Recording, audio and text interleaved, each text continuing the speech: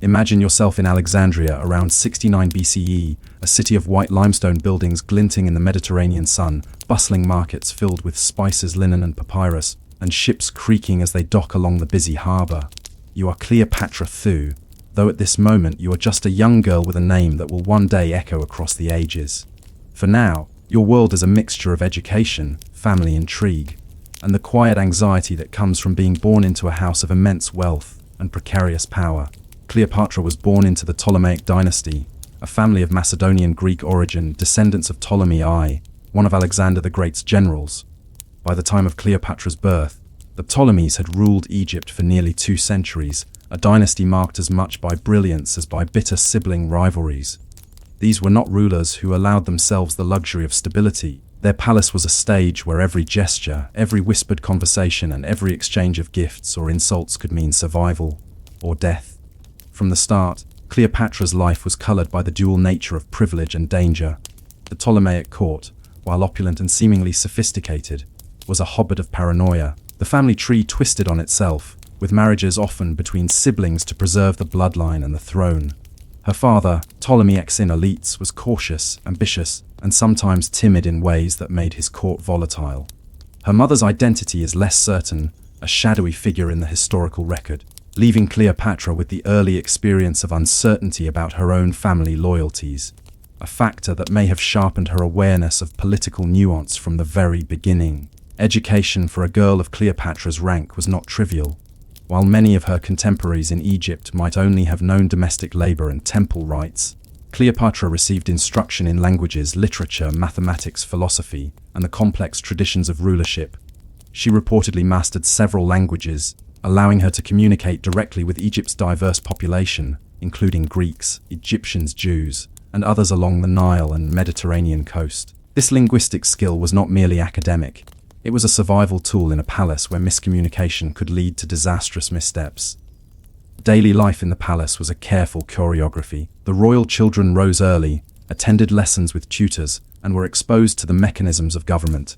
Imagine young Cleopatra listening to debates over grain shipments, taxation, and military dispatches, her eyes absorbing details that adults sometimes assumed she could not comprehend.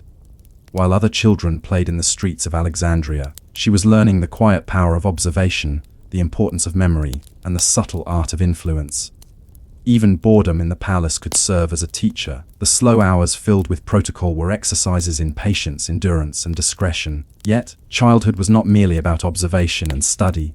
It was punctuated by fear, suspicion, and abrupt lessons in survival. Cleopatra's family had a history of brutal power struggles. Cousins, uncles, and siblings had been exiled, imprisoned, or eliminated in palace intrigues. You can imagine young Cleopatra witnessing arguments that escalated to threats, seeing a cousin removed from favor, or noticing the tension when her father met with foreign envoys. Each of these moments subtly taught her the rules of power. Knowledge is safety, patience is strength, and appearances often mask reality. One of the defining features of Cleopatra's early years was her exposure to the complex relationship between the Greeks ruling Egypt and the native population. While the Ptolemies maintained Greek customs, temples, and court rituals, the majority of the population was Egyptian. Cleopatra learned that to rule effectively, she would need to bridge this cultural divide. She observed priests performing elaborate ceremonies in temples, merchants haggling in local markets, and farmers tending crops along the Nile's fertile banks. She absorbed the rhythms of life in a kingdom that demanded both respect and strategic engagement. Even in her early years, Cleopatra displayed signs of the intellect and audacity that would define her reign. Anecdotes suggest she was assertive, perceptive, and unusually curious, traits that allowed her to navigate the treacherous waters of her family's politics. Perhaps she noticed that her father's advisors wielded more power than he did, or that courtiers who ingratiated themselves with foreign powers often found protection or leverage against their rivals. In these quiet, formative observations, the seeds of Cleopatra's later political acumen were planted. But childhood also held moments of ordinary concern. Cleopatra likely had playmates within the palace, moments of curiosity about the city beyond the royal gates, and the natural desires of any child to be loved and understood. It is here, in this mixture of extraordinary privilege and everyday vulnerability, that we begin to glimpse the contradictions that shaped her character. A girl who could command armies in her mind, yet still longed for the simple security of parental approval, a future queen, yet a child who might have questioned the fairness of her world. As the years passed, the shadows of power grew larger. By the time Cleopatra was a teenager, the Ptolemaic court was rife with threats. Her father's political position was increasingly unstable, dependent on the favor of Rome, a distant but decisive force that could dictate who held the Egyptian throne.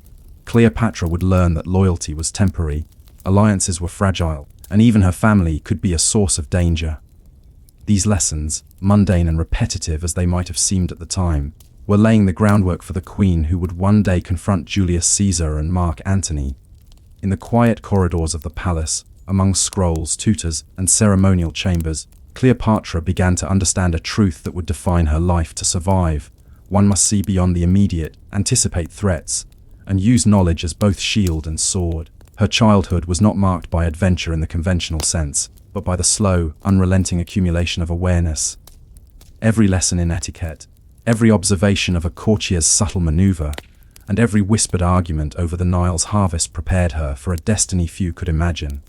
And yet, as she approached adolescence, a question lingered in the air, a question that no tutor, advisor, or family member could answer. When the time came to step into power, would she be ready to navigate the perilous waters of a throne built on intrigue, ambition, and the fragile loyalties of a dynasty teetering on the edge of survival? By the time Cleopatra entered her early teens, the world she had grown up in, the grand corridors of the Ptolemaic palace, the bustling streets of Alexandria, the rituals of the temples along the Nile, had begun to shift. The sense of stability she might have once taken for granted was gone. Her father, Ptolemy Xerxes, struggled with political challenges that were both internal and external, and the young princess could see, even as an adolescent, the ways in which power was fragile, fleeting, and often dangerous. At this stage of her life, Cleopatra's daily routine had evolved into a more serious training in governance. Tutors had taught her not just languages, mathematics, and philosophy, but the subtleties of diplomacy and rhetoric. She was learning how to interpret the tone of a voice, the gesture of a hand, and the choice of words in a meeting or correspondence. These were lessons that could make or break a ruler, and Cleopatra absorbed them with the precision of someone who understood that survival and influence were inseparable. Her education was also practical. She observed her father negotiating with Egyptian priests, listening as he balanced the ceremonial obligations of the pharaoh with the economic needs of a kingdom dependent on the Nile's unpredictable floods. She saw administrators review records of tax collection, grain storage, and military supplies. These were the mechanics of rule that were invisible to ordinary citizens, but crucial to a dynasty that relied on both perception and bureaucracy to maintain legitimacy. One of the more subtle aspects of her upbringing was the exposure to the cultural and political tensions within her kingdom. Egypt was a land of striking contrasts. The Macedonian Greek elite who ruled from the palace, and the largely Egyptian populace who had their own traditions, language, and expectations. Cleopatra's tutors ensured she understood these distinctions, teaching her to read not only scrolls and inscriptions but the moods and needs of different communities. She was learning that effective governance required more than authority. It required empathy, observation, and the ability to project power without provoking rebellion. At the same time, the palace itself was an education in the darker realities of human ambition. Cleopatra witnessed her older brothers and sisters maneuver for influence, seeing how minor slights could escalate into accusations of treachery or plots to seize power. Ptolemy Xerxes, her younger brother, was a volatile figure, eager to assert his claim and easily swayed by advisors with their own agendas. Cleopatra, perceptive beyond her years, began to understand the importance of alliances, the dangers of underestimating rivals, and the value of patience. The political instability of her family was mirrored by the looming presence of Rome. By this period, Rome's power in the Mediterranean was unassailable, and its influence in Egypt was growing. Ptolemy Xerxes had cultivated relationships with Roman leaders, offering tribute and political concessions to maintain his throne. Cleopatra learned early that her family's survival depended on the favor of distant powers, and that the decisions of generals and senators in a foreign city could ripple across the Nile to affect the lives of everyone in Alexandria. The lessons in diplomacy she received were not abstract. They were immediate, practical, and often urgent. Daily life, however, still included moments of ordinary adolescence. Cleopatra might have walked along the harbor, watched fishermen hauling in their catch, or lingered in the gardens of the palace, where the scent of jasmine and citrus mingled with the sound of water from the fountains. These moments, brief as they were, provided a respite from the relentless education in politics and survival. Yet even in leisure, she could not escape the knowledge that her life was extraordinary and precarious. Every glance, every gesture in public, was a message that could be interpreted by allies and enemies alike. One of the more formative aspects of her adolescence was the cultivation of personal presence. Cleopatra's tutors emphasized not only knowledge, but the ability to command attention through appearance, voice, and comportment. In a court where perception was often as important as reality, a queen needed to project confidence, intelligence, and decisiveness. Young Cleopatra experimented with posture, expression, and speech, learning how subtle changes could influence the behavior of courtiers and officials. Even minor missteps could be dangerous, but successful displays of poise could secure loyalty or avert conflict. The pressures of adolescence were compounded by the unpredictability of her father's reign. Ptolemy XC faced internal revolts, economic instability, and constant threats from both Egyptian factions and rival claimants to the throne. Cleopatra, growing increasingly aware of her family's vulnerabilities, began to see the stakes of power not as abstract concepts, but as life and death matters. The education she received was no longer theoretical. It was a preparation for the world she would soon inherit. By mid-adolescence, Cleopatra had begun to engage more directly with political matters. She observed her father's correspondence with Roman leaders, noting the delicate balance between tribute, diplomacy, and domestic governance. She learned that authority depended on appearances, that a ruler who seemed weak invited opposition, and that strategic alliances could secure a throne even when personal popularity was lacking. These lessons, repetitive and painstaking as they were, shaped her understanding of strategy and survival. At the same time, her personal ambitions were taking root.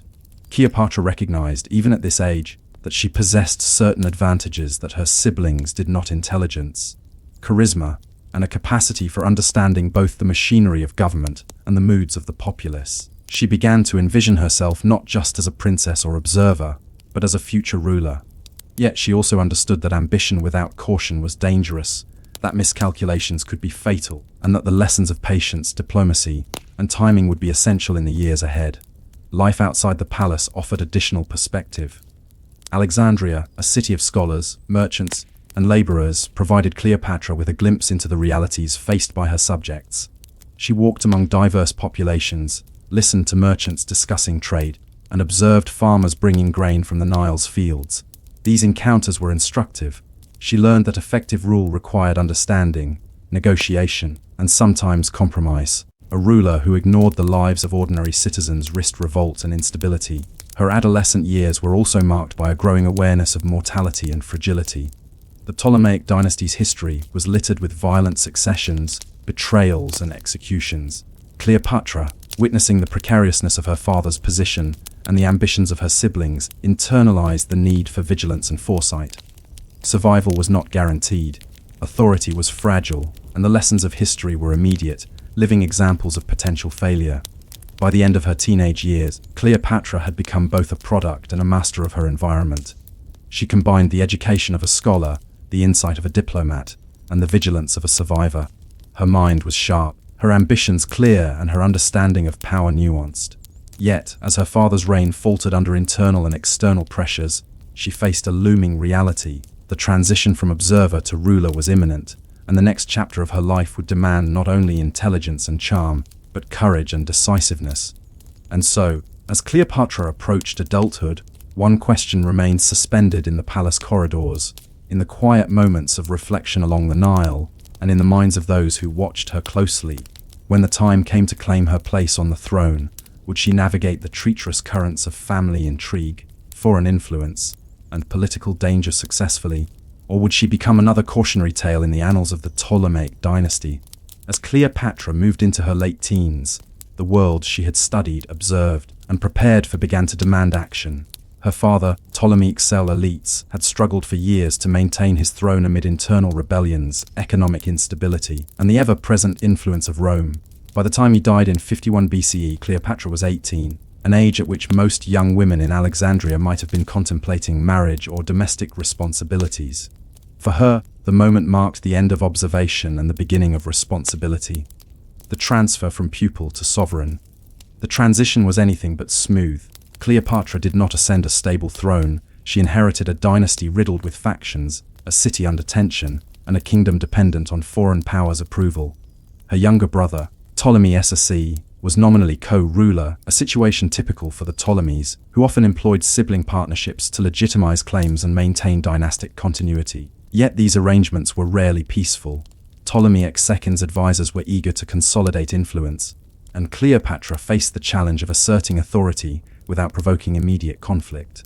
Cleopatra's early days as queen were marked by careful calculation. Drawing on the lessons of her childhood, she moved deliberately, balancing assertiveness with diplomacy. She cultivated the support of palace officials, administrators, and key priests, understanding that their loyalty would be essential for governing effectively.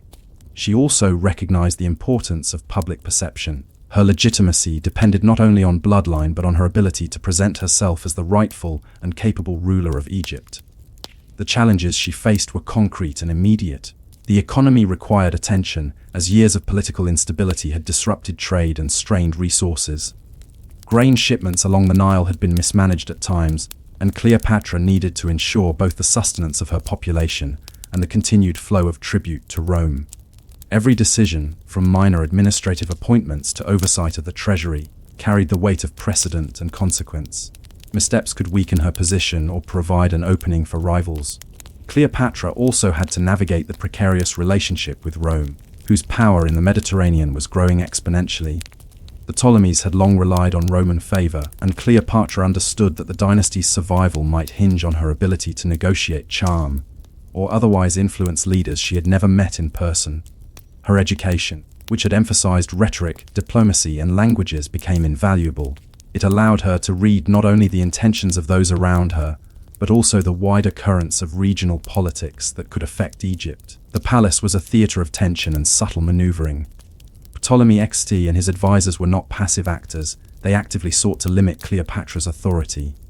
At the same time, factions within the Egyptian bureaucracy, some loyal to Cleopatra, others opportunistic, added complexity to every decision. The young queen had to learn quickly, exercising judgment and restraint. She could rely on neither brute force nor charm alone. The survival of her reign demanded a synthesis of knowledge, strategy, and perception. During these early months, Cleopatra also began to cultivate alliances beyond the palace walls. She understood that Egypt's stability was tied to the support of its people, its military, and influential foreigners. By projecting confidence and competence, she began to secure loyalty and mitigate opposition. Yet even as she acted decisively, the potential for betrayal lurked around every corner. Her life, like those of previous Ptolemies, depended on vigilance, foresight, and sometimes calculated risk. It was in this environment of uncertainty that Cleopatra's personal qualities, intelligence, linguistic skill, and political acumen, emerged most clearly. She could communicate with Greek and Egyptian elites, negotiate with Roman intermediaries, and observe the subtleties of human behavior with a precision that few could match.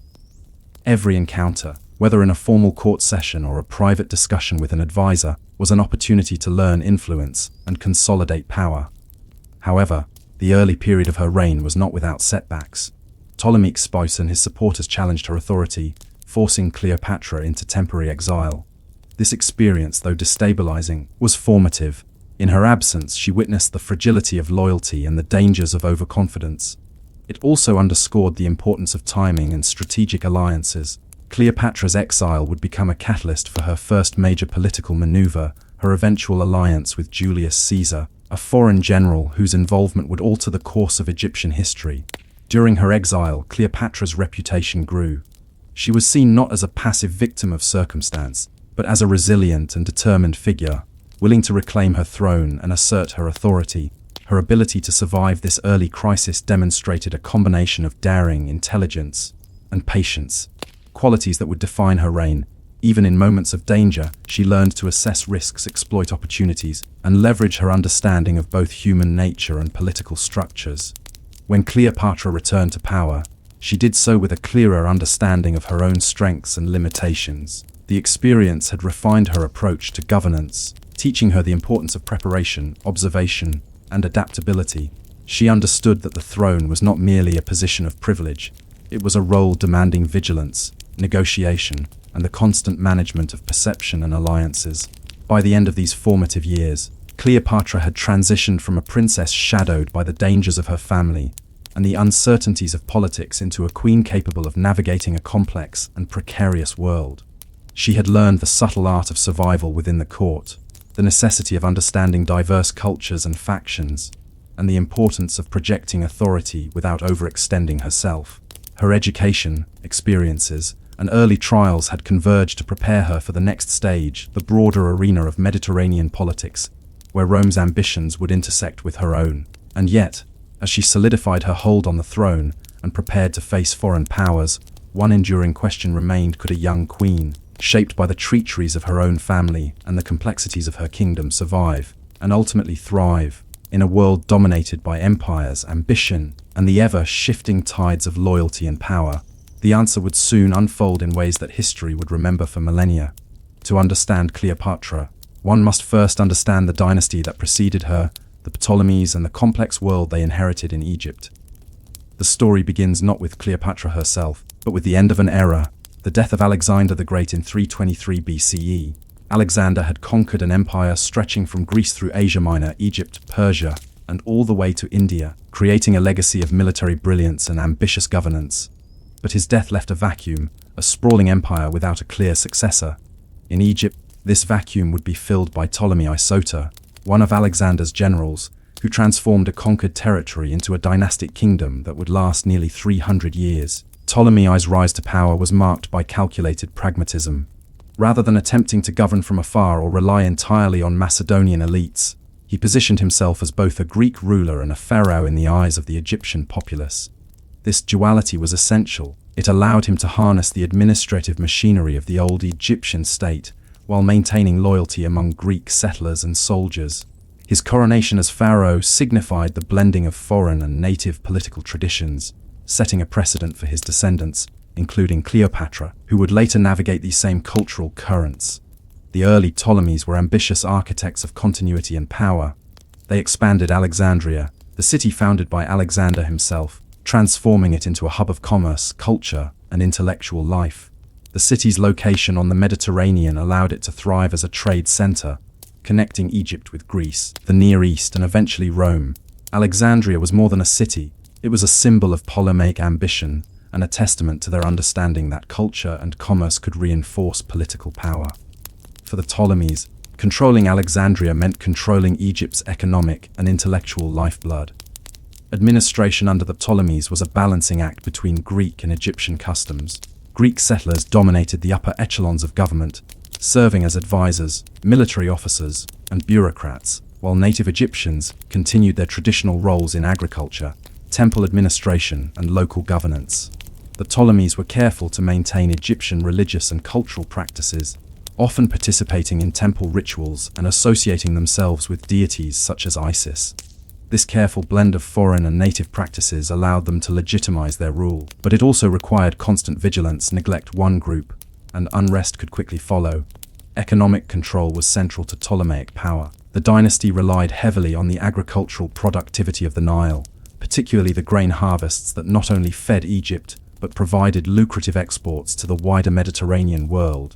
Efficient taxation and storage systems were essential, and the Ptolemies became known for meticulous record keeping and administrative oversight.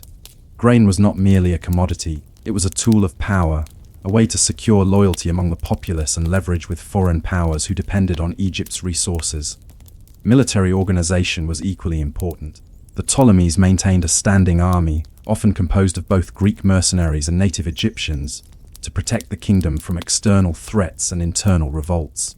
Alexandria's harbor and naval forces were crucial for projecting power across the Mediterranean, deterring piracy, and asserting the dynasty's authority in contested regions. Control of the army and navy was not just a strategic necessity, it was a statement of legitimacy, a demonstration that the Ptolemies were capable of defending their kingdom against all comers. Yet, the dynasty's stability was never guaranteed. Succession was a constant source of tension. Ptolemaic rulers often married within the family to consolidate power, leading to complex sibling rivalries and internecine struggles. Historical accounts describe plots, betrayals, and assassinations as recurring features of palace life. This internal volatility required every member of the dynasty to be politically astute, cautious, and capable of navigating shifting alliances. The lessons Cleopatra would inherit from this turbulent environment were not abstract. They were literal survival strategies passed down through centuries of dynastic experience. Cultural life under the Ptolemies was equally intricate. Alexandria became a center of Hellenistic learning, attracting philosophers, mathematicians, astronomers, and artists. The famous Library of Alexandria symbolized the dynasty's commitment to knowledge, although it also served political purposes by consolidating texts and scholarship under royal control. Patronage of the arts and sciences was not merely decorative, it was a method of reinforcing prestige, demonstrating intellectual supremacy, and asserting cultural authority across the Mediterranean. For ordinary citizens, the city offered opportunities and distractions, markets, theaters, and temples, all embedded within the rhythms of daily life. Religious syncretism was another tool of governance. The Ptolemies deliberately associated themselves with Egyptian gods, portraying themselves as incarnations of divine figures to strengthen their claim to the throne. This was particularly significant in a society where divine authority was inseparable from political legitimacy. By presenting themselves as both Greek monarchs and Egyptian deities, the Ptolemies created a dual identity that allowed them to govern a culturally diverse population. Cleopatra would later expand upon this tradition, carefully cultivating her own image as a living goddess in the eyes of her people. Despite these strengths, the Ptolemies faced persistent challenges: revolts by native Egyptians, competition with rival Hellenistic kingdoms, and the rising influence of Rome meant that the dynasty had to constantly adapt. Political alliances, marriages, and diplomatic negotiations were as critical as military campaigns in maintaining power. The dynasty's longevity owed much to its rulers' ability to anticipate threats, manipulate perceptions, and exploit opportunities, a blend of strategy, cunning, and sometimes ruthless pragmatism. For the ordinary citizen, life under the Ptolemies was a mixture of stability and obligation. Farmers along the Nile had to adhere to agricultural cycles dictated by the river's floods, paying tribute in the form of grain or labor. Craftsmen, traders, and merchants navigated markets regulated by royal oversight, while priests maintained elaborate religious rituals that reinforced the dynasty's divine association. These daily routines, seemingly mundane, formed the backdrop against which the Ptolemies exercised power, relying on compliance, loyalty, and a careful balance of reward and enforcement. The Ptolemies' relationship with the wider Mediterranean world was also vital. Egypt was a prize, rich in resources and strategically located, attracting attention from ambitious rulers in Greece, Syria, and eventually Rome. Diplomatic skill was crucial, and the dynasty often employed marriage alliances, tribute, and subtle negotiation to maintain sovereignty. Yet foreign powers could also exploit internal divisions, and the dynasty's internal fragility frequently made Egypt vulnerable to external manipulation. By the time Cleopatra was born, the Ptolemies had already endured generations of political intrigue, economic challenges, and cultural balancing acts.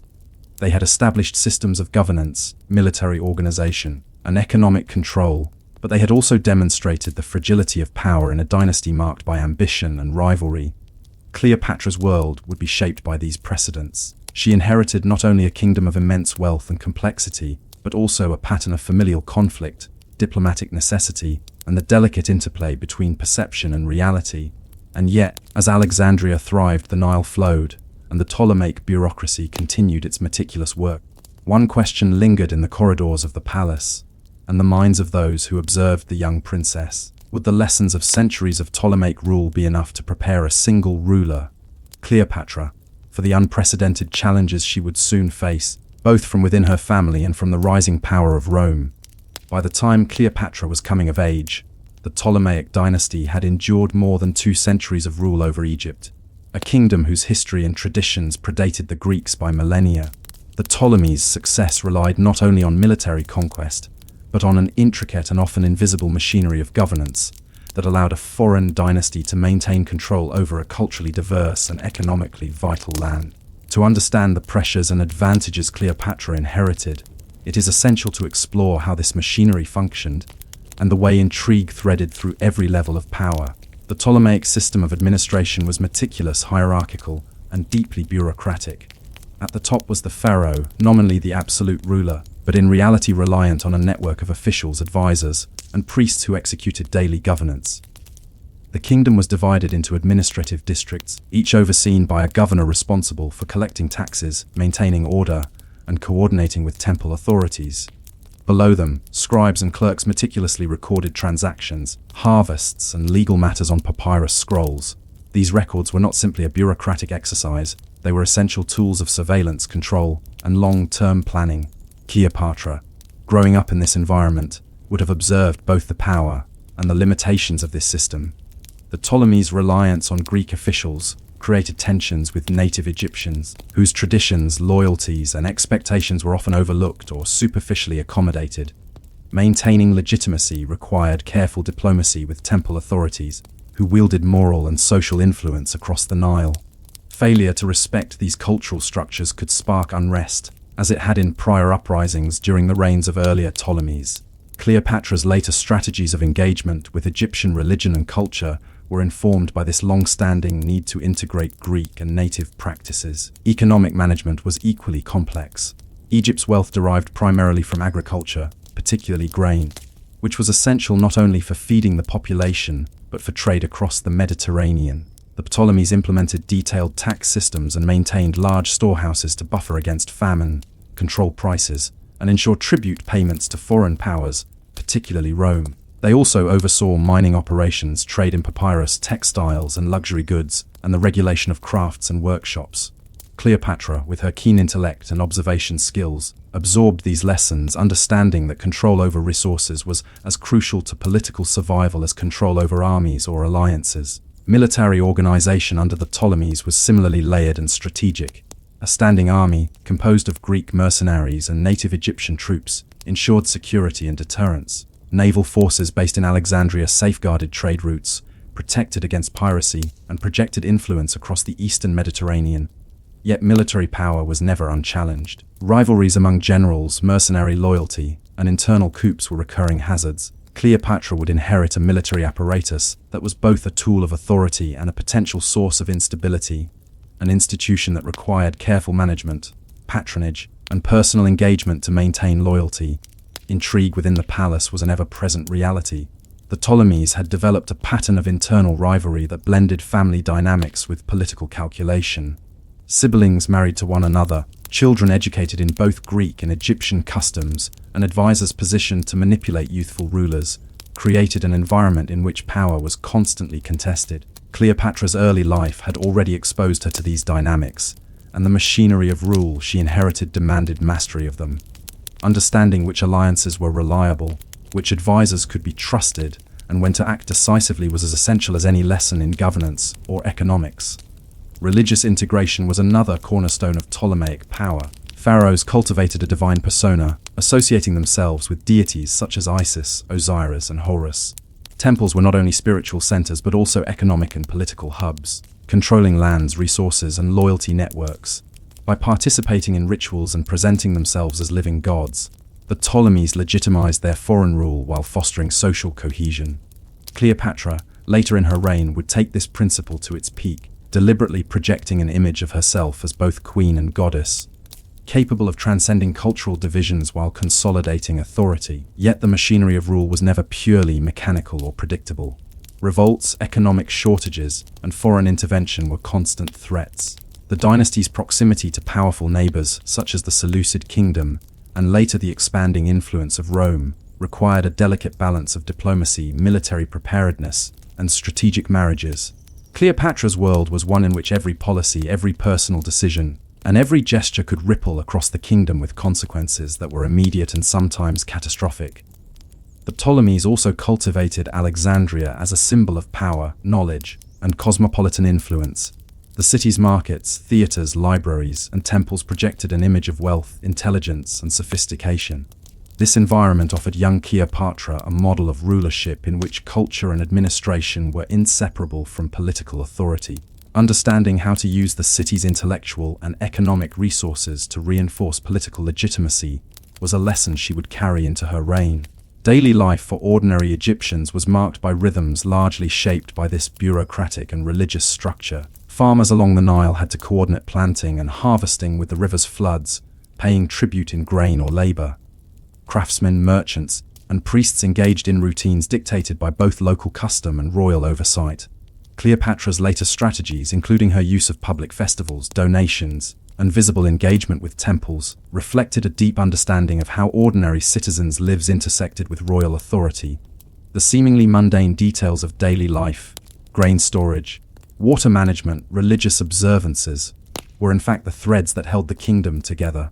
The dynasty's survival depended equally on internal adaptability and external relationships. Rome's increasing involvement in Egyptian affairs made diplomacy unavoidable. The Ptolemies understood that their wealth and strategic location attracted attention from powerful foreign actors. They had to negotiate, appease, or manipulate these forces while maintaining the appearance of sovereignty. Cleopatra, schooled in observation and strategy from childhood, would later master this balancing act, leveraging personal alliances and political acumen to safeguard her throne. And yet, even within this elaborate machinery of administration, intrigue, and diplomacy, one pattern remained constant: the fragility of dynastic power. Family rivalries, ambitious advisors, and the pressures of foreign influence ensured that no ruler could govern with complacency. Every decision, however mundane, an appointment of an official, a grain allocation, or a temple donation, carried potential consequences for loyalty, stability, and survival. Cleopatra's early experiences navigating this system had prepared her to recognize both its strengths and vulnerabilities. As the Ptolemaic system continued to function, one lingering question persisted in the palace and in the minds of those watching the young queen. In waiting, could a ruler, even one educated and trained in the meticulous arts of administration, diplomacy, and cultural integration, survive the inevitable conflicts that arose from both internal intrigue and the expanding ambitions of foreign powers? The answer would soon emerge in ways that neither the dynasty nor the city of Alexandria could fully anticipate. As the first century before the Common Era approached, the once great Ptolemaic dynasty found itself standing at a delicate and dangerous crossroads. The grandeur of Alexandria, with its marble temples and bustling harbors, masked a kingdom increasingly weakened by internal decay and the quiet encroachment of Roman influence. The machinery of governance that had sustained Ptolemaic rule for nearly 3 centuries now groaned under the weight of factionalism, economic strain, and foreign interference. When Cleopatra was born in 69 BCE, Egypt was still nominally independent but, in practice, entangled in the politics of Rome. The dynasty's debts to Roman financiers were enormous. The grain that once symbolized abundance had become collateral in complex arrangements of power, tribute, and diplomacy. The army, though still formidable, was no longer self-sufficient. Mercenaries needed payment in coin, and the treasury was increasingly empty. The temples remained loyal but demanded patronage the crown could scarcely afford. The preceding reigns had left the royal court fractured and suspicious. Ptolemy Xer, Cleopatra's father, known derisively as Elite, the flute player, was both cultured and politically cautious, perhaps excessively so. He secured his throne largely through Roman support, purchasing favor from powerful senators and generals. This strategy maintained Egypt's nominal sovereignty but deepened dependence on foreign interests. Cleopatra, as a child in the palace, would have seen the double-edged nature of these alliances. Rome's protection ensured stability, but at the price of autonomy. Alexandria, though still magnificent, bore subtle signs of decline. The libraries continued to function as centers of scholarship, but funding dwindled. The population had become restive under heavy taxation. Greek and Egyptian citizens coexisted, yet tensions occasionally flared, especially when economic hardship struck. The once vibrant cosmopolitanism of the city now cohabited with uncertainty and rumor. Cleopatra's education, multilingual, rigorous, steeped in philosophy and science, was perhaps the dynasty's last great intellectual investment. Her tutors prepared her not only in rhetoric, mathematics, and astronomy, but also in the delicate art of persuasion. She learned to read the mood of a crowd, to interpret political silences, and to manipulate appearances. The Ptolemies had always understood that image was power. Pharaohs were not merely rulers, they were symbols. Cleopatra, though not yet queen, was already being shaped into a living embodiment of that idea. The kingdom's instability worsened when her father was deposed in 58 BCE. An uprising led by Alexandrian factions forced him into exile, replacing him temporarily with his daughter Berenice IV. Cleopatra, still a child, accompanied him as he sought Roman assistance to reclaim his throne. This journey exposed her firsthand to the complexities of foreign politics. She saw the Roman Senate at work, the maneuvering of factions, the buying of loyalties, the unsettling contrast between grandeur and corruption. Ptolemy XO eventually regained his throne, with the aid of Roman arms and substantial payment, but the victory came at a cost. Egypt's independence was now largely symbolic, and its treasury nearly depleted. Cleopatra, however, had gained something far more valuable than gold: a profound understanding of how the world's new superpower operated. She had seen the mechanisms of Roman diplomacy, the influence of personal relationships, and the way words could sway armies as effectively as weapons. By the time of her father's death in 51 BCE, Cleopatra was approximately 18 years old and already a figure of striking intellect and composure. She ascended to the throne alongside her younger brother, Ptolemy XE, in accordance with the dynastic tradition of co-rule. Yet the shared throne was a fragile arrangement. The court divided into factions almost immediately, some supporting Cleopatra, others backing her brother and his powerful advisors. This division was not merely personal but systemic. The same bureaucratic machinery that had once sustained the dynasty now functioned as a tool for rival power brokers. Officials pledged loyalty to different royal claimants, armies were split, and decrees issued in competing names. The smooth administrative rhythm of the Ptolemaic kingdom descended into dissonance. Cleopatra, whose education had emphasized subtlety and intellect, now found herself confronting a crisis that demanded both. Her early years as queen were marked by both brilliance and danger. She moved swiftly to consolidate power, aligning herself with temple authorities, easing burdens on local farmers, and presenting herself as a true Egyptian ruler. While her ancestors had often been content to remain culturally Greek, Cleopatra made visible gestures of identification with Egyptian tradition, speaking the native language, participating in religious ceremonies, and invoking the image of Isis in her public persona. It was not mere theatre, it was strategy, an appeal to unity at a moment when division threatened to unravel the kingdom entirely. However, her brother's advisors, notably the eunuch Pothinus and the general Achilles, saw her independence as a threat.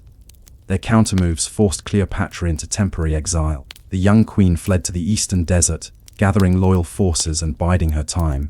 Meanwhile, external events in Rome were converging upon Egypt's fate. Julius Caesar had crossed the Rubicon, beginning the civil war that would bring him to Alexandria's shores. When Caesar arrived in pursuit of Pompey, who sought refuge in Egypt, Cleopatra recognized both danger and opportunity. Pompey's murder by Ptolemy's faction failed to impress the Roman general. Instead, it drew Caesar deeper into Egyptian politics. Cleopatra seized the moment, her dramatic entrance into the royal palace, famously said to have been concealed in a carpet or bedding sack, was not merely legend but a calculated act of diplomacy. She presented herself not as a supplicant, but as a sovereign seeking justice and alliance. From this moment, the decline of the Ptolemaic dynasty intertwined irrevocably with the rise of Cleopatra's personal reign. Caesar's presence shifted the balance of power in her favor. Her intelligence, fluency in languages, and ability to navigate both Roman and Egyptian sensibilities earned his admiration and support. Yet even as she regained her throne, the larger forces at play were unmistakable. Egypt's independence depended increasingly on the goodwill of foreign powers. The dynasty's decline had been long and gradual, but Cleopatra's ascension marked both its culmination and its transformation. She understood that survival in the new world order required adaptability beyond bureaucracy or tradition. Power could no longer be preserved through lineage alone. It demanded persuasion, diplomacy, and the capacity to act decisively amid uncertainty. The Egypt she ruled was no longer the Egypt her ancestors had conquered. The temples still gleamed beneath the desert sun, the Nile still flowed with its ancient rhythm, and the city of Alexandria still echoed with the murmur of scholars and traders. Yet beneath the surface lay a subtle awareness: the center of gravity in the ancient world had shifted. Rome was now the arbiter of destiny, and even the most brilliant queen could not ignore its pull. Still, Cleopatra's reign would not merely mark the end of the Ptolemies. It would redefine what it meant to wield power at the intersection of empire, culture, and personality. The dynasty that had begun with Alexander's general would end with a queen who stood as its equal in ambition and intellect. One who understood that in the waning light of a fading kingdom, the strength of a ruler lay not in armies or wealth, but in the mastery of perception, persuasion, and presence. As Egypt drifted toward its final century of independence, one question hovered like the desert haze over the Nile: could Cleopatra, inheritor of centuries of brilliance and corruption, reshape the fate of her dynasty, or was she destined merely to illuminate its final, beautiful decline? When you imagine the Library of Alexandria, you might think of a monumental building, columns rising toward the Mediterranean sky, papyrus scrolls stacked in endless rows, scholars in flowing robes murmuring to one another in Greek. But in truth, the library was less a single building than a dream made tangible, an idea that the world's entire knowledge could be collected, organized, and preserved in one place. It was a dream that began, like much in Egypt's later history, with conquest and curiosity. The library's origins lie in the reign of Ptolemy Isota, one of Alexander the Great's generals and the founder of the Ptolemaic dynasty. After Alexander's death in 323 BCE, his empire fractured into competing kingdoms ruled by his successors. Ptolemy, taking control of Egypt, sought not just to rule but to elevate Alexandria into the intellectual heart of the Hellenistic world. He envisioned a city that would rival Athens not in war, but in wisdom, a center of philosophy, science, and literature that would project Greek culture across the Mediterranean. Thus the idea of the library was born, sometime around 295 BCE. The details are hazy, as is much of ancient history. What we know comes from scattered references in later sources. The project likely began within the royal district of Alexandria, near the palace complex and the great temple to the Muses, the Mouseion. The library and the Mouseion were closely linked, one a collection of knowledge, the other a community of scholars devoted to its study. The Muses, daughters of memory, were fitting patrons for this enterprise, embodying both inspiration and the preservation of human thought. At its height, the Library of Alexandria may have held hundreds of thousands of scrolls. Some estimates claim as many as 500,000. Each scroll represented the labor of scribes, translators, and collectors who scoured the known world for texts. Ships arriving at Alexandria's harbor were said to have their cargo inspected for books. Any scrolls found were copied, and the originals retained by the library. Whether this story is entirely true or partly legend hardly matters. It captures the spirit of the Ptolemaic ambition. Knowledge was power, and Alexandria sought to possess it all. The organization of the library was meticulous, a reflection of the Greek fascination with order. Works were classified by subject and author, catalogued in lists known as Pinnaces. The scholar Callimachus of Cyrene, one of the library's early caretakers, compiled an enormous bibliographic guide that indexed authors, titles, and summaries. It was in essence the first known attempt at a universal catalogue, a prototype of every library system that followed. For the Ptolemies, such organization was not a mere convenience, it was an assertion of control over the chaos of human knowledge. The library's scholars pursued an astonishing range of study. They analyzed language and literature, producing critical editions of Homer and Hesiod. They mapped the stars, calculated the circumference of the Earth, studied anatomy, and debated the principles of geometry. Figures like Euclid, Eratosthenes, and Archimedes either worked in Alexandria or were deeply influenced by its intellectual atmosphere. The blending of cultures, Greek, Egyptian, Persian, Jewish, and Indian, created an environment where new ideas could flourish through synthesis. Yet beneath this intellectual splendor lay practical considerations. The library's existence was tied to royal patronage. Scholars were supported by the state, provided with stipends, housing, and access to resources. In return, their work glorified the Ptolemies, casting them as enlightened rulers. The Mouseion, though often idealized as a sanctuary of learning, was also a political tool, a symbol of the dynasty's cultural superiority. Knowledge in Alexandria was both a pursuit of truth and an instrument of authority. The physical environment of the library must have been remarkable. Although no definitive archaeological traces remain, contemporary accounts suggest a complex of lecture halls, reading rooms, gardens, and walkways shaded by colonnades. Scribes copied and repaired scrolls while philosophers debated in courtyards. The scent of ink and papyrus would have mingled with the sea air drifting through open windows. In the quiet hours of the afternoon, one could imagine the sound of styluses scratching on wax tablets, or the soft murmur of scholars reciting verses from memory. Alexandria itself played a crucial role in sustaining this intellectual ecosystem. The city's harbor brought merchants and travelers from across the Mediterranean, each carrying not only goods but stories, languages, and ideas. Egyptian priests, Greek philosophers, and foreign diplomats all crossed paths in the city streets. It was a place where knowledge was exchanged as readily as coin, where even a fisherman's tale might find its way into a philosopher's reflection. Still, the library's dream of universality contained its own paradox. To gather all knowledge was to impose boundaries on it, to decide what counted as worthy of preservation and what did not. Much of Egyptian wisdom, transmitted orally or in hieroglyphic texts, was likely deemed secondary to Greek philosophy. The library's grandeur thus reflected both inclusiveness and exclusion. What survived within its walls became civilized knowledge, while much else slipped quietly into obscurity. The labor of preservation was also an act of interpretation. Scribes translated texts from multiple languages, adapting them into Greek forms. Each translation involved subtle transformations, changes in meaning, emphasis, and style. Over time, knowledge itself became a kind of hybrid entity, neither purely Egyptian nor purely Greek. Cleopatra's later fascination with scholarship, her multilingualism, and her rhetorical skill were, in part, products of this environment. A world where learning was power and language was its currency. But the library was not a static monument.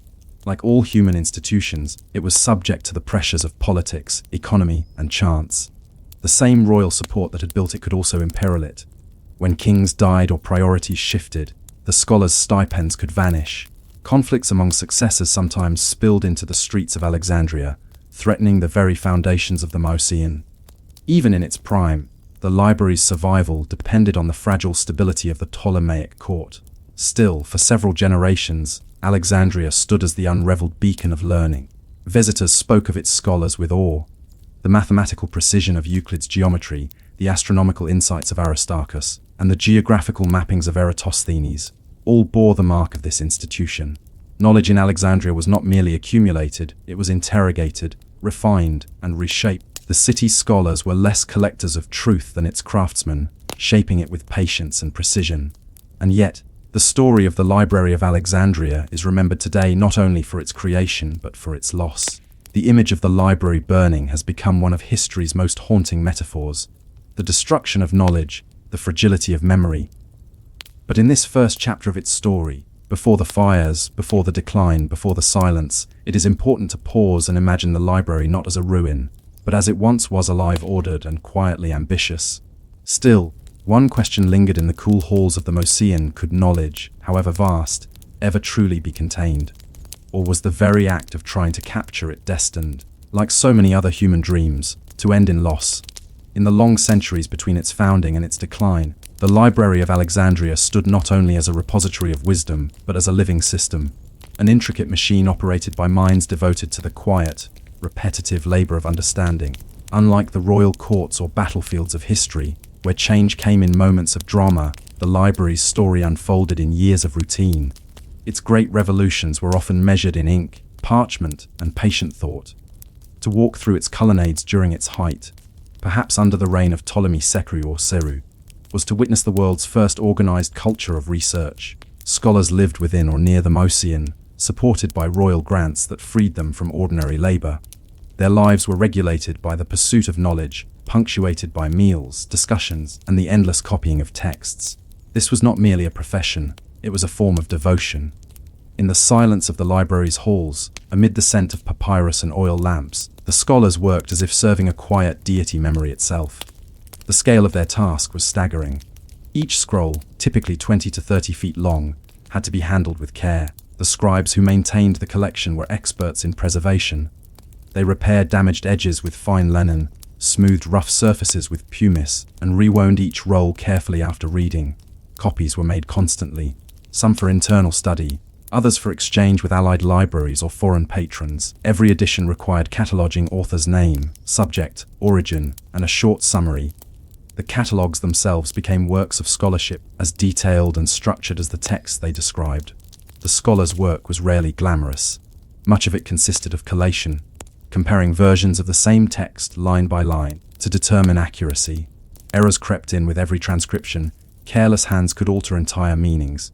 Thus, the Alexandrian scholars developed early forms of textual criticism. They marked doubtful words with subtle symbols, noted discrepancies in margins, and debated which version of a poem or treatise reflected the author's intent. From these habits of precision arose the foundations of modern philology. Beyond literature, the Mouseion fostered scientific inquiry. The mathematician Euclid, though little is known of his personal life, is said to have composed his Elements in Alexandria, a work that distilled centuries of Greek geometry into a single systematic whole. His concise definitions, axioms, and proofs embodied the library's spirit of order, a belief that knowledge, if properly arranged, could reveal universal truth. Centuries later, students would still learn geometry from the Alexandrian method, without realizing they were heirs to this same intellectual tradition. Eratosthenes, another figure of the Moeocean, exemplified the quiet genius of its scholars, a polymath, mathematician, geographer, and poet. He used simple instruments and logical reasoning to measure the circumference of the earth by comparing the angles of shadows cast in two Egyptian cities at the same time of day. He calculated the planet's size with remarkable accuracy. It was a triumph of intellect over circumstance, a demonstration that one could understand the world through thought alone. Yet it was also an achievement born of patience, years of observation, calculation, and revision. Other scholars pursued astronomy. Aristarchus of Samos proposed that the Earth revolved around the Sun, a heliocentric idea centuries ahead of its time. His work was preserved and debated within Alexandria's walls, though it never gained acceptance in his day. Astronomers mapped the motions of the stars, while physicians like Herophilus studied the human body with a precision rare in the ancient world. Herophilus, dissecting cadavers in an era when such practices bordered on sacrilege, charted the nervous system and distinguished between arteries and veins. The work was meticulous, clinical, and profoundly unsettling. Yet it was knowledge that would echo through millennia. In the midst of these achievements, the library also functioned as a social institution. Scholars debated in courtyards and dining halls, often with passion that bordered on rivalry. Philosophical schools flourished, and feuded Stoics, Epicureans, Aristotelians, all argued over the nature of truth, virtue, and reality. Letters survive in fragments, filled with polite hostility and carefully worded dismissals. To study at Alexandria was to enter a world where ideas carried prestige and disagreement was a form of art. Royal patronage remained constant but conditional. The Ptolemies expected loyalty and results. When Ptolemy I launched his campaign in Syria, he famously borrowed original manuscripts of Aeschylus, Sophocles, and Euripides from Athens, promising to return them after copying. The copies were duly made, but the originals remained in Alexandria. The Athenians were compensated in gold, but the gesture was clear. Egypt now held Greece's cultural inheritance. The library's ambition was not only scholarly but imperial. It collected, classified, and claimed ownership of the world's intellectual legacy. This ambition sometimes met resistance. Some visitors accused the Alexandrians of arrogance, arguing that they sought to fix meanings that should remain fluid. Others criticized the mechanical precision of their scholarship, saying it drained the vitality from poetry and myth. Yet these critiques misunderstood the nature of the enterprise. The library's purpose was not to inspire wonder but to sustain order, to impose structure upon the vastness of human thought. In that sense, its scholars were archivists of civilization itself. The physical conditions of their labor were challenging. Papyrus was fragile, vulnerable to humidity, insects, and time. Lamps smoked and darkened the ceilings. Dust accumulated between shelves, requiring constant maintenance. The scribes, seated at long wooden tables, strained their eyes in dim light. Their hands grew calloused from the repeated grip of styluses and reed pens. The air was filled with a faint, constant sound, the rhythm of writing, the turning of scrolls, the murmured recitation of lines. Days blurred into one another. Years passed quietly.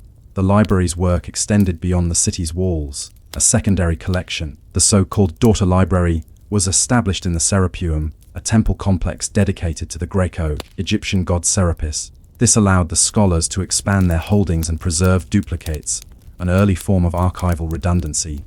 The Serapeum, located in the more traditional Egyptian quarter of the city, also symbolized an attempt to bridge the cultural divide between Greek and native knowledge. It was here that Egyptian religious texts and Greek philosophy met, translated and studied side by side.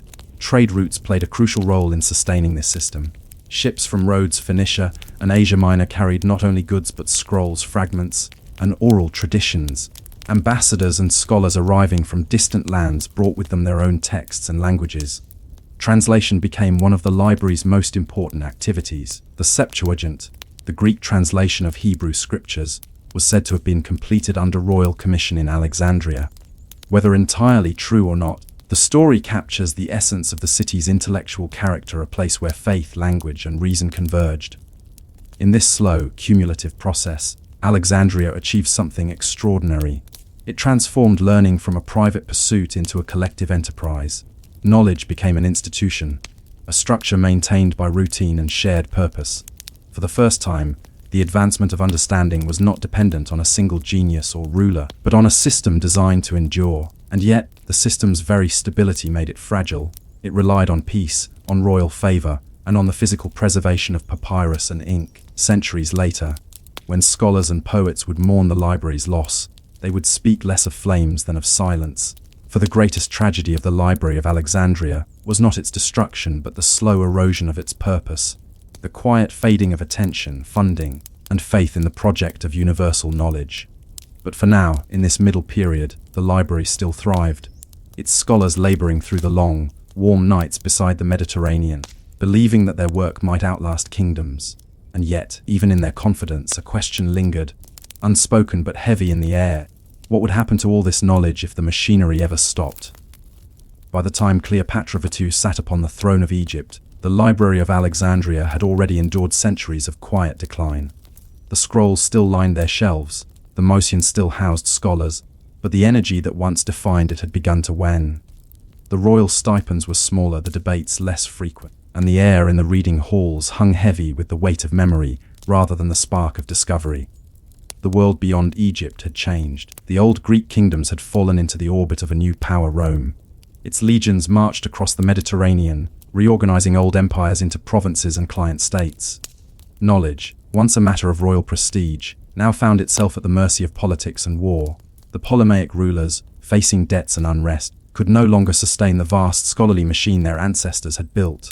And yet, the Library of Alexandria remained, a relic of an age that still dreamed of universality. No one can say for certain how or when its decline began.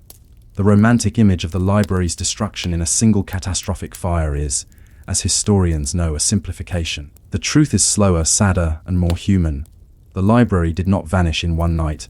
It eroded, as all things do, through neglect, accident, and the shifting tides of human concern. The first great blow may have come during the Roman civil wars. In 48 BCE, Julius Caesar pursued Pompey the Great into Egypt, bringing his conflict to Alexandria's harbor. Fighting broke out between Roman and Egyptian forces, and Caesar, cornered in the royal palace, ordered the burning of ships in the port to block his enemy's approach. The fire spread, carried by wind and chance, into parts of the city. Ancient sources, Plutarch, Cassius Dio, and others, report that the flames reached storehouses and possibly the library's scrolls. If true, the damage would have been immense. The papyrus scrolls, dry and tightly wound, would have ignited easily, producing a brief, brilliant light before turning to ash. Some accounts claim that as many as 40,000 scrolls were lost, perhaps those stored in nearby warehouses awaiting cataloging. Yet even this tragedy, vast as it sounds, was not the end. The motion survived and scholars continued their work. Cleopatra herself is said to have presented Caesar with a gift of 200,000 scrolls to replenish what had been destroyed, likely from the collection housed in the Serapeum. For a time, the library lived on, though diminished. The scholars who remained carried forward their routines, copying, translating, debating. But the world around them grew less conducive to such pursuits. Under Roman rule, Alexandria remained an important city, a center of trade and learning. But the flow of royal patronage that had sustained the library's scholars slowed to a trickle. The new rulers of the world valued practical knowledge, engineering, administration, law, over the speculative and poetic studies that had once flourished under the Ptolemies. Over the following centuries, smaller blows accumulated. Civil wars, riots, and decrees chipped away at the library's infrastructure. By the 3rd century CE, the Motion as an institution had vanished. The Serapeum, its smaller counterpart, endured longer, serving as both temple and archive. But even it would not last forever. In 391 CE, during the reign of Emperor Theodosius I, pagan temples across the empire were ordered closed. The Serapeum, by then a symbol of the old religion, was attacked by Christian mobs. Statues were destroyed, and whatever remained of the library's collection was likely scattered or burned. And yet, even as the buildings crumbled, the ideas that had passed through Alexandria's halls survived in quieter forms. Many texts copied by its scribes had already traveled to Athens, to Antioch, to Rome, and later to Byzantium and beyond. The mathematical works of Euclid, the astronomical treatises of Ptolemy, the philosophical commentaries of Aristotle, all carried faint traces of the library's influence. The dream of universal knowledge did not end in flame, it dispersed, taking root wherever learning found refuge. Still, the image of the burning library persisted through the centuries, haunting poets, philosophers, and historians alike. To imagine shelves of scrolls consumed by fire is to confront the fragility of memory, the way entire worlds of thought can vanish in moments. Yet perhaps the more subtle truth is that forgetting is not an event but a process. Knowledge fades not only through destruction but through disinterest, through the quiet turning away of attention. The Library of Alexandria may have burned, yes, but it also faded as generations forgot to maintain it. To walk through modern Alexandria is to walk through layers of silence. The ancient royal quarter lies buried beneath the city, its ruins submerged by the sea. Archaeologists have found fragments, columns, statues, and traces of what may have been the library's foundations, but nothing definitive. The location, like the collection, remains uncertain. What endures instead is the idea of it a monument to humanity's ambition to know, and to the limits of that ambition. The story of the library has since become a mirror for every age that tells it. Enlightenment scholars saw in it a warning against ignorance. Romantics saw the tragedy of lost beauty. Scientists see the fragility of progress. And yet in its loss, there is also a kind of grace. For if the library had truly gathered all the world's knowledge, if it had survived unbroken and unchanged, there might be no mystery left in learning, no space for rediscovery, no need for curiosity. Its destruction, whether by fire or forgetfulness, ensured that knowledge would forever remain a living pursuit, never complete, always renewed. The scholars of the Mycenaean could not have known that their labors would echo into distant centuries. They could not have imagined printing presses, satellites, or digital archives that would one day store more information than all the scrolls of antiquity combined. But perhaps they would have recognized the impulse behind them, the same quiet yearning to gather, to understand, and to preserve against time. In the end, the Library of Alexandria was never just a place. It was an idea, that knowledge could be ordered, that truth could be preserved, that memory could resist decay. It was an act of faith in the permanence of human understanding, even as everything else changed. And yet, one must wonder, as the last scholar blew out his lamp, as the dust settled over the empty shelves, as the echoes of the old debates faded into silence, did he know that the dream would return? That centuries later, we would still be building libraries in its image, still chasing the same fragile promise that if we could only gather enough words, perhaps we could hold the world still for a moment and remember it all. You open your eyes upon the gentle shimmer of the Nile at dawn. The air is heavy with the scent of lotus and the faint hum of oars slicing through still water. The year is around 69 BCE, and in a palace of limestone and gold, a child is born who will come to embody both the splendor and the sorrow of an ancient civilization nearing its twilight. Her name is Cleopatra Philopata, the father-loving goddess. By the time of her birth, Egypt was no longer the glorious empire of the pharaohs. Its pyramids already lay ancient, its temples half buried beneath centuries of wind-blown sand. The dynasty that ruled now, the Ptolemies, was not Egyptian by blood but Greek, descended from one of Alexander the Great's generals, Ptolemy Isota. For nearly 300 years, his descendants had governed Egypt in a careful balancing act, Greek in culture, Egyptian in title and ceremony. They spoke Greek in the palace, worshipped Greek gods in private, but appeared before their people in the golden regalia of the pharaohs, honoring Isis, Osiris, and Ra.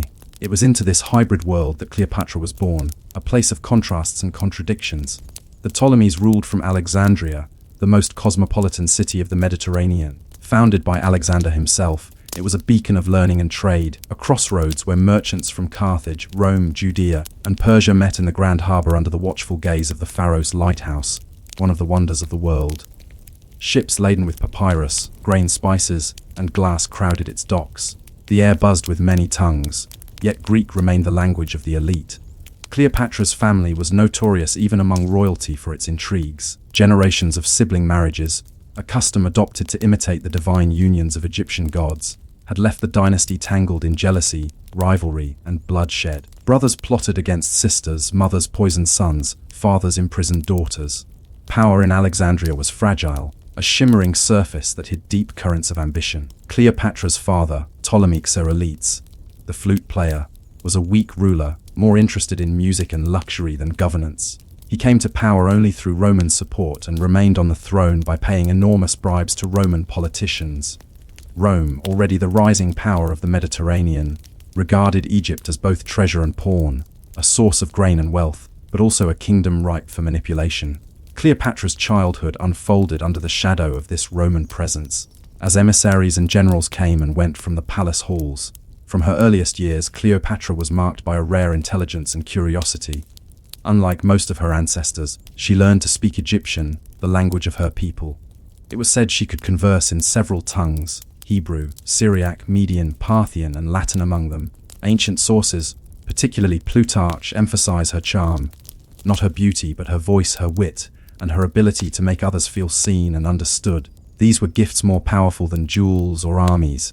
Her education followed the Hellenistic tradition of the learned elite. She studied philosophy, mathematics, rhetoric, and astronomy. She read Homer and Plato, and she was schooled in the rituals of the Egyptian priesthood. The palace library, though smaller than the Great Library of Alexandria, contained works from every corner of the known world.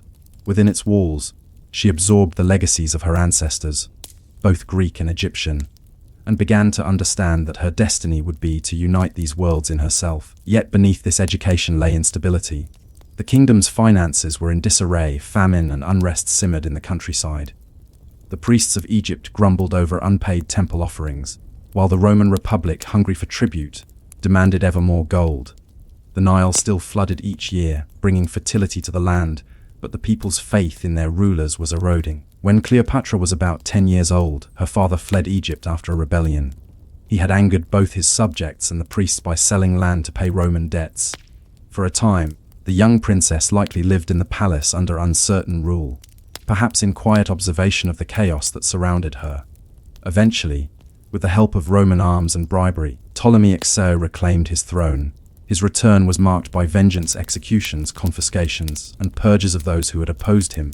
Cleopatra learned early that survival in her family required not only intelligence but silence and calculation. As she grew older, she watched how politics bent to the will of Rome. The Senate in distant Italy could make or unmake kings, and Egyptian gold oiled the machinery of its power. When her father died in 51 BCE, he left the throne jointly to Cleopatra, then about 18, and her younger brother, Ptolemy XO, who was only 10. They were to marry, as was the custom of their line.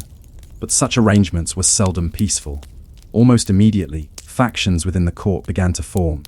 The young king was controlled by his advisors, chief among them the ambitious eunuch Pothinus and the general Achilles, who resented Cleopatra's independence. She sought to rule not as a figurehead but as pharaoh in her own right. Her face appeared alone on coinage. Her name preceded her brothers in official decrees, and she signed documents with a single, commanding formula: I, Cleopatra Theophilopata. This defiance could not go unchallenged. Within a year, Cleopatra was forced out of Alexandria. She fled to the eastern provinces, raising troops in Syria. It was there, amid the arid plains and the wear of foreign tongues, that she began to plan her return, not merely as co-ruler, but as Egypt's sole sovereign. Meanwhile, across the Mediterranean, the Roman world was tearing itself apart. Julius Caesar and Pompey the Great, once allies, were locked in a bitter civil war. Their struggle would soon spill into Egypt, bringing with it the flames of fate. Cleopatra, poised on the edge of history, prepared to seize her moment. The desert wind carried whispers of destiny, the fall of one empire and the survival of another. But how could one woman, young and exiled, shape the course of nations?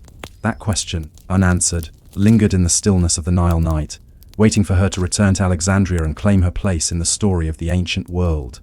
The year was 48 BCE. The Mediterranean world was in turmoil, and the tides of Roman power surged ever closer to Egypt's golden shores. The great civil war between Julius Caesar and Pompey had shattered the stability of Rome, dividing generals, senators, and provinces.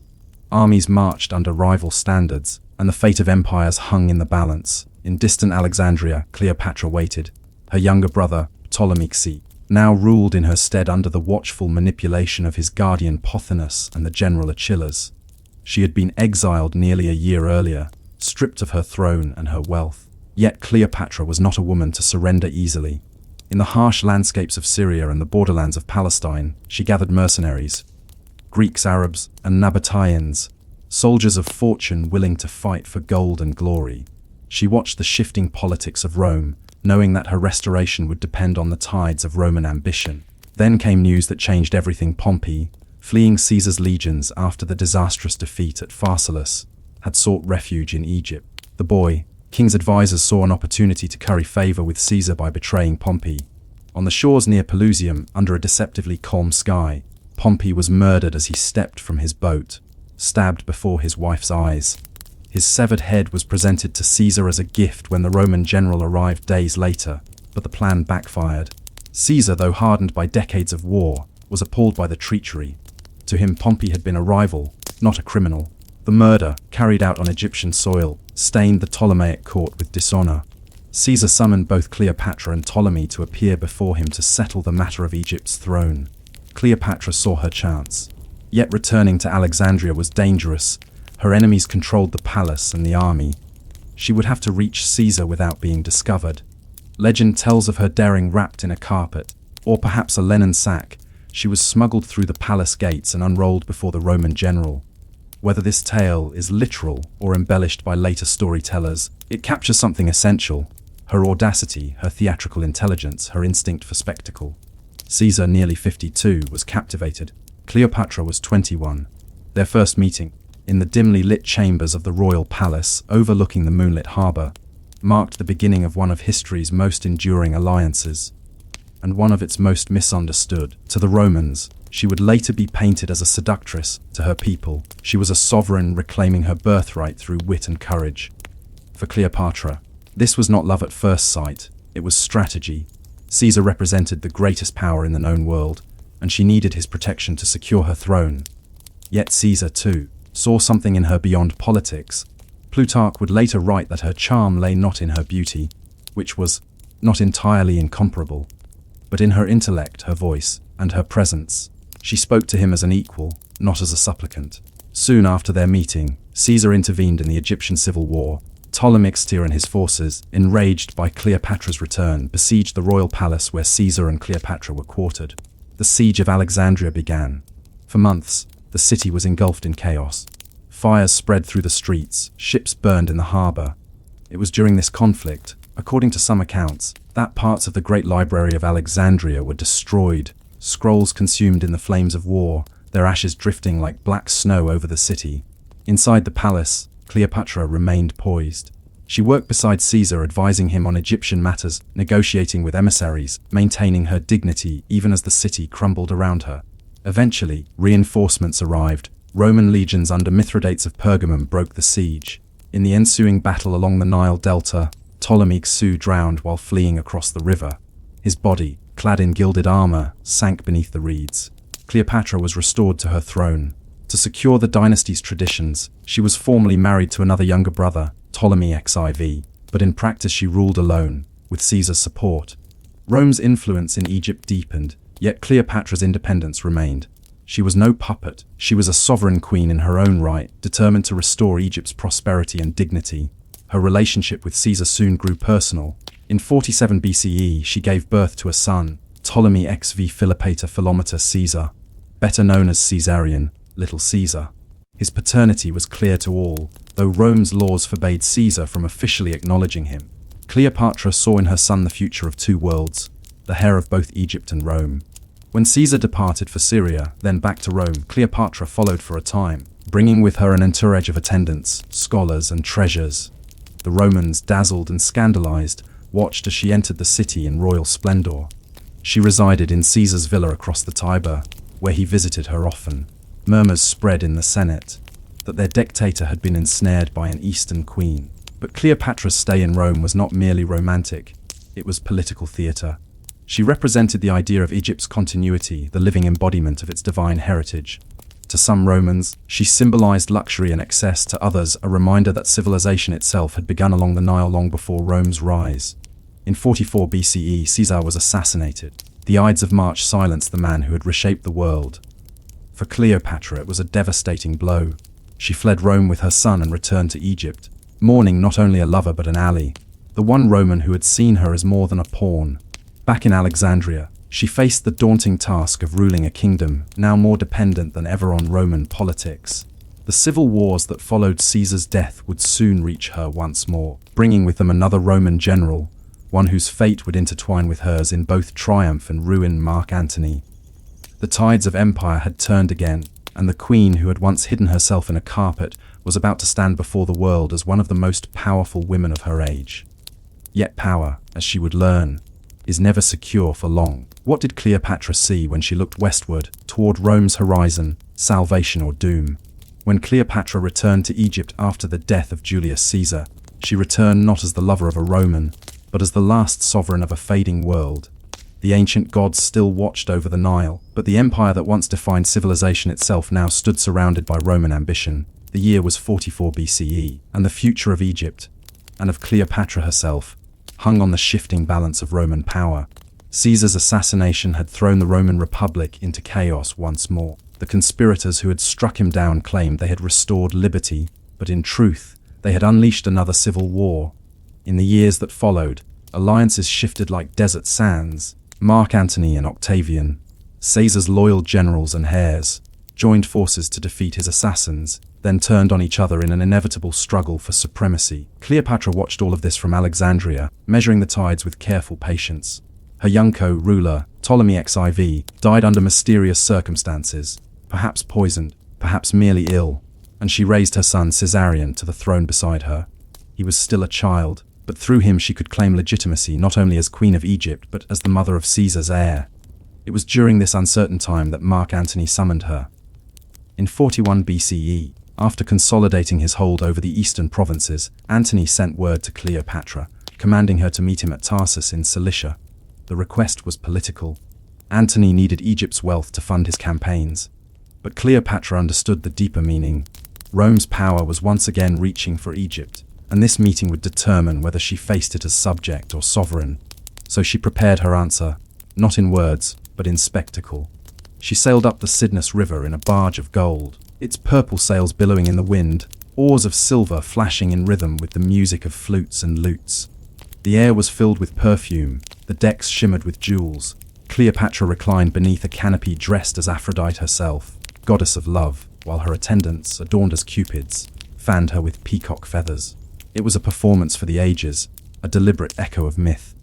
When Antony came to summon her, she made him wait.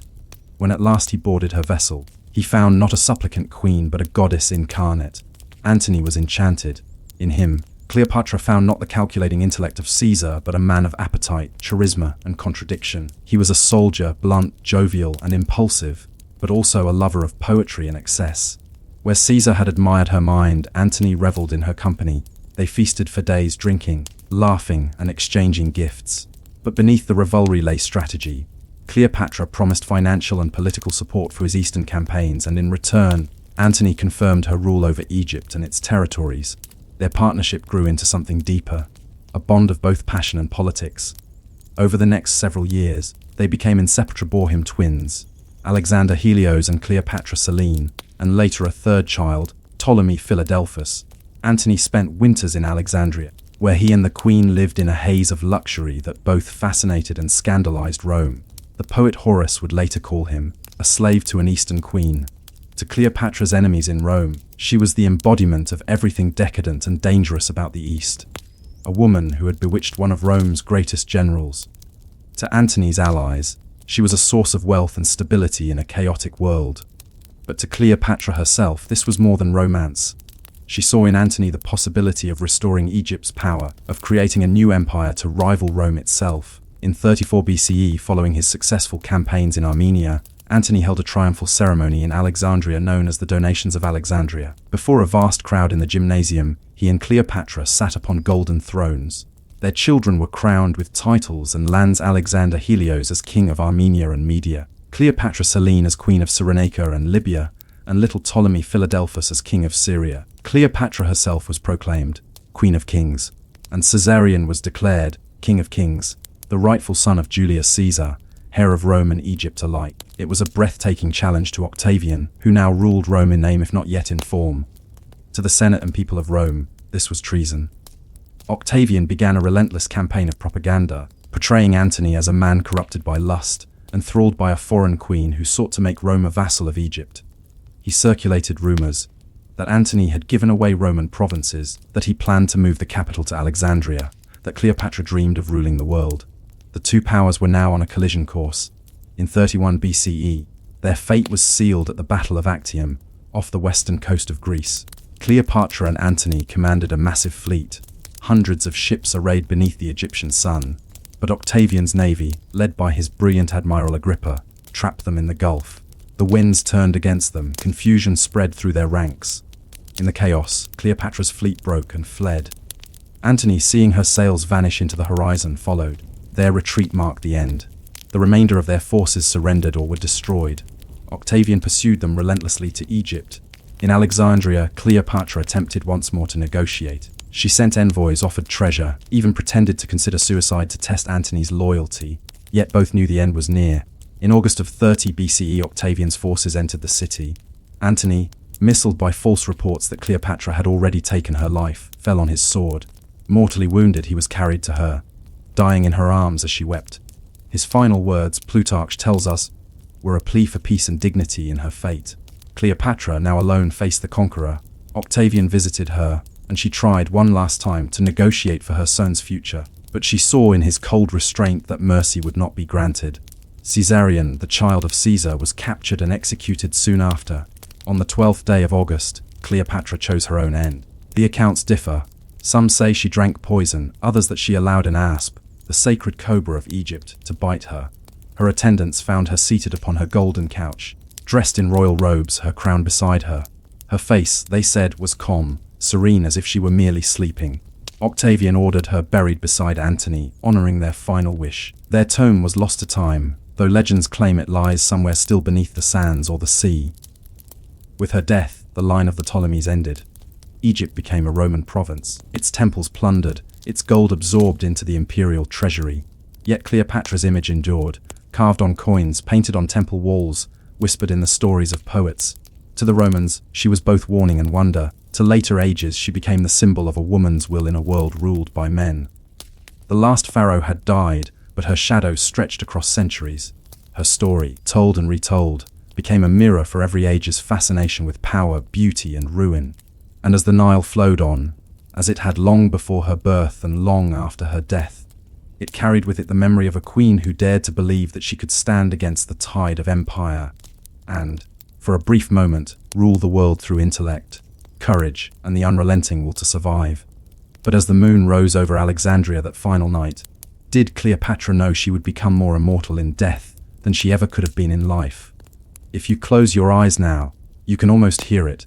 The steady rhythm of sandals striking stone, the creak of wooden carts, the faint clang of iron shod hooves against the earth. The sound of Rome moving, long before the emperors raised their marble forums or carved their victories into arches, before the aqueducts spanned valleys and amphitheaters echoed with the roar of crowds. Rome built roads. Stone by stone, ditch by ditch, they spread across mountains and marshes, forests and plains, a network that bound together one of the greatest empires in human history. And yet, for all their grandeur, these roads began as something practical, almost boring, a military necessity. In the early days of the Republic, Rome was a modest city-state surrounded by rivals, Etruscans to the north, Samnites to the south, Latins in the hills. Its armies, made up of citizen soldiers, needed reliable routes for marching, supply, and communication. Dirt paths and winding trails were no longer enough, so in 312 BCE, the censor Appius Claudius Caecus ordered the construction of the first great Roman road, the Via Appia, the Appian Way. It stretched from Rome to Capua, later extended to Brundisium on the Adriatic coast. It would become the model for everything that followed. The work began not with stone, but with measurement. Surveyors known as agrimensors, men trained in geometry and astronomy, marked out the route with groma and chorobates, instruments that measured straight lines and gradients with astonishing accuracy. Their goal was always the same: the shortest, most direct path possible. Roman roads did not meander. They cut through the landscape with purpose, sometimes even slicing through hills rather than bending around them. Once the path was set, laborers dug deep trenches, sometimes several feet below the surface. Into these they laid successive layers of material, first coarse stones for drainage, then gravel, then crushed limestone, and finally large, flat paving stones fitted together so tightly that a knife blade could barely slip between them. These surfaces were slightly convex, allowing rainwater to run off into side ditches. It was engineering disguised as simplicity. Building these roads required immense manpower. Soldiers often did much of the work themselves, supervised by engineers and local overseers. In other cases, enslaved people and local populations were conscripted into the labor, their names lost to time, though their handiwork endures beneath the soil of Europe, North Africa, and the Middle East. To walk along the Via Appia today is to trace those same stones laid by hands 23 centuries ago. You can still see the wheel ruts carved into the pavement, faint grooves where the carts of merchants, armies, and pilgrims once passed. On either side of the road, tombs and milestones stand, silent markers of time and distance. Those milestones, or milliaria, were small monuments of bureaucracy. Each bore the name of the emperor or official who commissioned the road, along with the distance from Rome, measured in miles, 1,000 paces. From these stones radiated the famous saying, Omnes via Romam ducent, all roads lead to Rome. It was not mere poetry, it was administrative truth. By the 1st century CE, Rome's road system spanned more than 250,000 miles, 50,000 of them paved in stone. They connected the empire from the deserts of Syria to the cliffs of Britannia, from the Alps to the sands of Africa. Along them moved legions, merchants, officials, letters and ideas. A soldier stationed in Gaul could receive orders from Rome within days. Grain from Egypt could be transported swiftly to the ports of Ostia. Each road was lined with way stations, mutations for changing horses, and mansions for rest and supplies. Government couriers, riding under the imperial postal service known as the cursus publicus, carried messages sealed with wax, bearing the authority of Caesar himself. To support this network, vast amounts of resources were required: feed for horses, housing for travelers, maintenance crews to clear debris and repair stonework.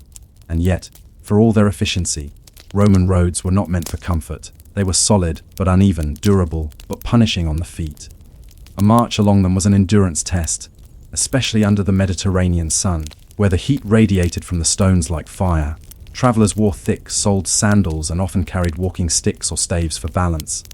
Carts and wagons rattled noisily, their wooden wheels reinforced with iron rims that sparked against the stone. Still, the roads endured. They became the arteries of empire, pulsing with movement and trade. Along them spread not only soldiers and governors, but merchants selling olive oil and wine, pilgrims seeking oracles, and exiles sent away from the city's heart. News traveled faster along these routes than ever before in history. The speed of empire was the speed of stone. Beyond the practical, these roads carried symbolism. To the Romans, the act of road building was an act of civilization, a visible mark of Roman order imposed upon the wild. Wherever a road was built, Rome was present. Even in newly conquered territories, the construction of a road meant that resistance had ended and stability, or at least Roman control, had begun. The empire's roads did not stop at borders, they created them. Towns and military camps grew where roads met, junctions that would later become modern cities: London's Londinium, Paris, Lutetia, Colonias, Colonia, and Vienna, Vindobona.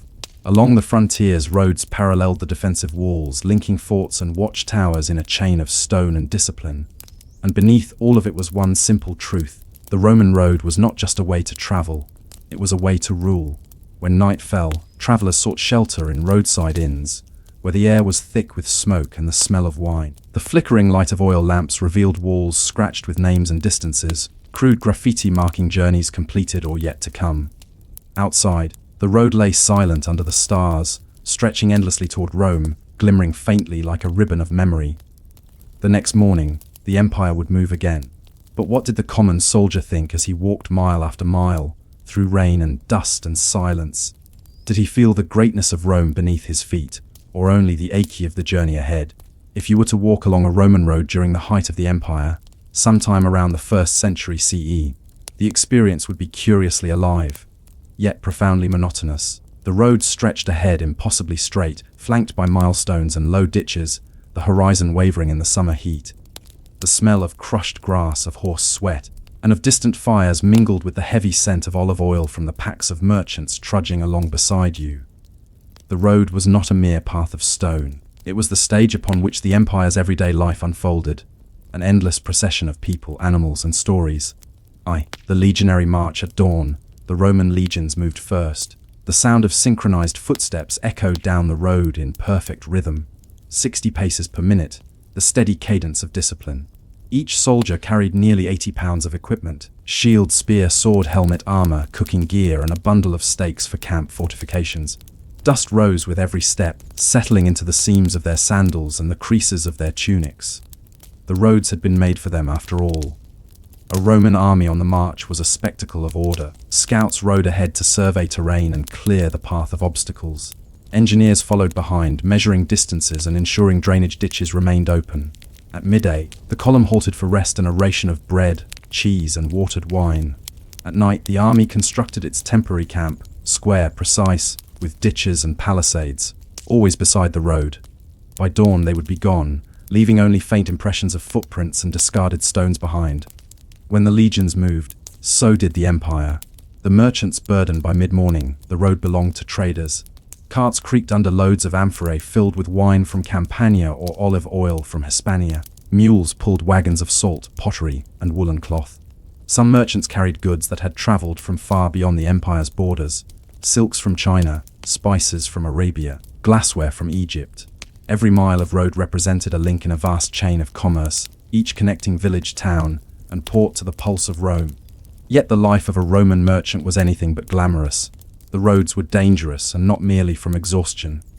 Bandits prowled the countryside, especially in the more remote provinces. Highway robbery was common, particularly after sunset when travelers dared not continue. The Roman state offered protection through its network of military patrols and toll stations, but distance often dulled authority. A merchant traveling alone risked not only his cargo but his life.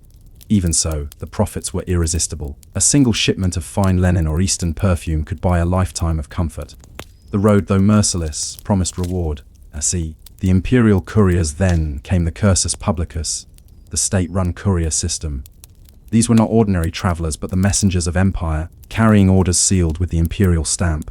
They rode swiftly, changing horses at official way stations known as mutations, spaced every few miles. For longer rests, they stopped at mansions, where they could eat, sleep, and resupply. The system was remarkably efficient. An imperial letter could travel from Rome to the edges of Gaul in a matter of days, a feat nearly unmatched until the modern age. At each stop, clerks recorded the passage of couriers, maintaining an early form of logistical record-keeping. These archives, though mostly lost to time, were the lifeblood of administration. In this way, the roads carried the will of emperors, decrees, tax orders, military commands, and the mundane paperwork that sustained the Roman machine. IV. The pilgrims and the dead. Not all who walked the roads did so for power or profit. Many traveled for faith. Long before the spread of Christianity, the empire was full of shrines and sacred groves. Pilgrims walked for days or weeks to offer sacrifices to distant gods.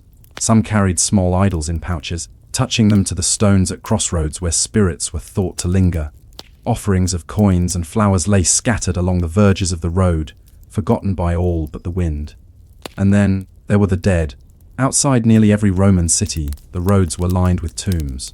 The law forbade burial within the city walls, so the living placed their ancestors beside the highways, eternal witnesses to the traffic of the living world. Wealthy citizens built grand mausoleums adorned with carvings of their likenesses, inscriptions proclaiming titles and virtues.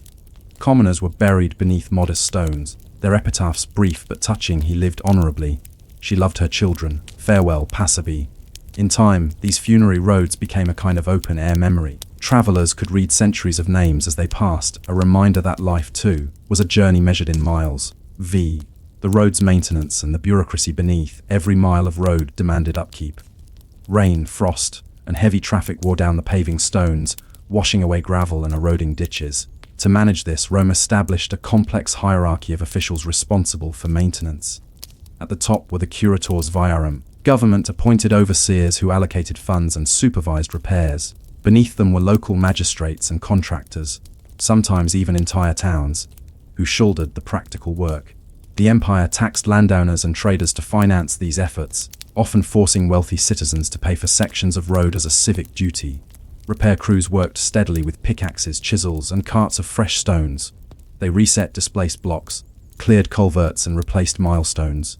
It was ceaseless labor, repetitive and thankless, yet essential. Without it, the empire's arteries would crumble, communication would falter, and commerce would decay. In some remote regions, the task became a local tradition. Villagers took pride in maintaining their road, patching it generation after generation. Even centuries after Rome's decline, the routes remained, maintained out of habit, or perhaps reverence. The everyday travelers among the legions and couriers, the merchants and the dead, were countless ordinary people. Farmers leading donkeys laden with grain, families migrating to new lands, slaves marching in chains toward distant markets. Actors, fortune tellers, soldiers returning home. A woman from Gaul might walk to Rome to petition for her husband's release from military service. A retired centurion might travel back to his birthplace, his pension sealed in wax and stored in a leather satchel. Each step, each blister, each wary pause at a dusty milestone was part of a an unseen rhythm of daily life that bound millions together, and through it all, the road remained unchanged. At dusk, when the sun dipped below the horizon and the world grew silent, the road itself seemed to breathe, a pale ribbon stretching into darkness. Somewhere, a courier galloped through the night with a torch in hand, its light flickering against the stone. Somewhere else, a caravan camped by the roadside, the crackle of their fire mingling with the distant cry of an owl. It was here, in these forgotten moments, that Rome's true character was revealed, not in her marble temples or triumphal arches, but in the simple persistence of movement, of connection, of endurance. The empire was built upon conquest, but it survived upon routine. And yet, as centuries passed, the stones began to whisper of change. The traffic slowed. The legions withdrew. The milestones were overgrown with weeds. The question lingered, quiet as the night air when the empire itself fell. What would happen to the roads that outlived it?